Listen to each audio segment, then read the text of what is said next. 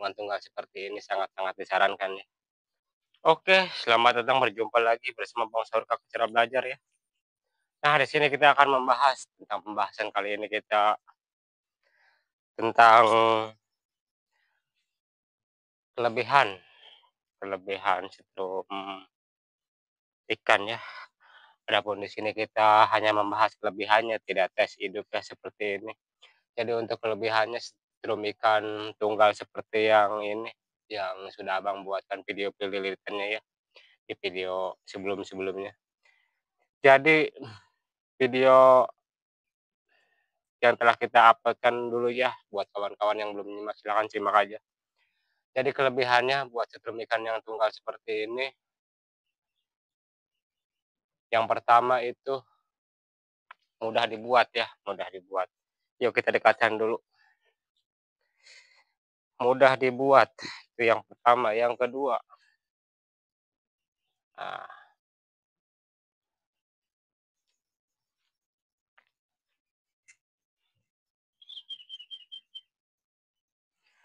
mudah dibuat, yang keduanya untuk dayanya, daya stabil, untuk keluarannya stabil ya, untuk daya daya angkatnya. Oke, adapun buat kawan-kawan yang bertanya-tanya seberapa kuat arusnya. Nah, untuk arusnya sendiri sebenarnya sangat-sangat kuat ya. Tergantung kita memakai seberapa besar akinya. Terkadang kita memakai kalau yang untuk 5 volt biasanya pakai 2 ya, ataupun biasanya yang 12 volt juga pakai 2. Jadi besar kecilnya arus strum ikan itu tergantung pada akinya. Adapun lilitan itu hanya berfungsi untuk sebagai proses terjadinya induksi ya, atau proses pendauran ulang dari baterai, daya baterai menjadi daya arus yang sangat-sangat luar biasa. Adapun jika terlalu overheat atau terlalu panas, ia menggunakan pendingin sebagai kondensor.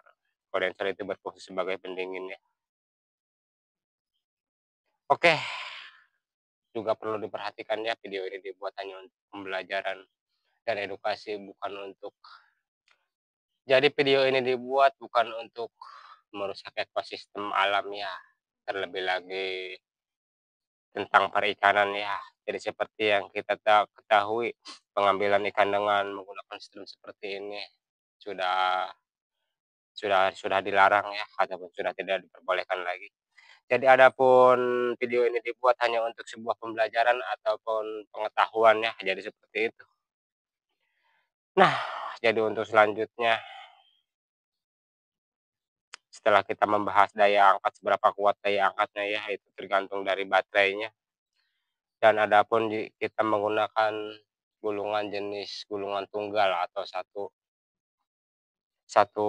pasak, kalau Abang bilang satu pasak karena tidak menggunakan primer sekunder ya. Jadi untuk lilitan seperti ini sangat-sangat mudah ya buat pemula, sangat-sangat mudah untuk dipraktekkannya. Oke, sedikit pembahasan dari Abang itulah kelebihannya tentang setrum ikan ya, dengan pembelajaran ataupun buat yang ingin belajar menggulung setrum ikan ini sangat apa namanya, buat pemula itu sangat disarankannya buat yang tunggal dulu.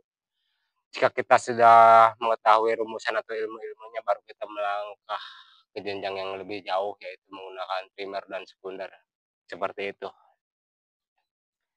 Jadi kalau untuk benar-benar pemula yang ataupun baru mau coba-coba bikin itu, gulungan tunggal seperti ini sangat-sangat disarankan ya. Oke, itulah pembahasan dari Bang Saur Kakak Cara Belajar ya. Jadi seperti itu. Kita di sini tidak melakukan tes hidup, tidak melakukan tes hidup ya. Di sini kita hanya berbagi. Jadi itu salah satu kelebihannya, salah satu kelebihannya tentang setrum ikan ya, tunggal, gulungan tunggal, kalau Abang bilang gulungan tunggal ya, seperti itu. Jadi buat kawan-kawan yang bertanya-tanya seberapa kuat arus daya yang keluar, itu tergantung pada akinya ya, atau daya angkat dari baterainya sendiri ya. Sangat disarankan pakai 2, seperti itu. Jadi kurang lebih seperti itu ya buat kawan-kawan. Di sini kita tidak melakukan pengetesan hidup ya, karena tes hidup dulu sudah kita sudah ada di video-video sebelumnya ya. Jadi kita di sini hanya membahas kelebihannya ya. Jadi kelebihannya itu sangat-sangat luar biasa. Salah satunya ya daya angkatnya stabil, ikan juga cenderung ngangkat ke atas ya, seperti itu. Oke, semoga bermanfaat buat kawan-kawan yang ingin mencoba ya. Buat kawan-kawan yang belum jelas ya silahkan di komen-komen aja ya, dengan senang hati Abang akan menjawab, seperti itu.